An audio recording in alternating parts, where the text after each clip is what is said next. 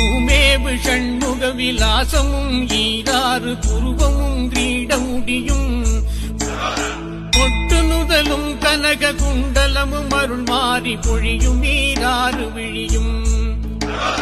மாமேவு செம்பவள வாய்மந்த காசமும் மாலையணியும் கழுத்தும் வாகுகேயூரமும் ஈராறு புயமும் கையில் வடிவேலும் அபயகரமும்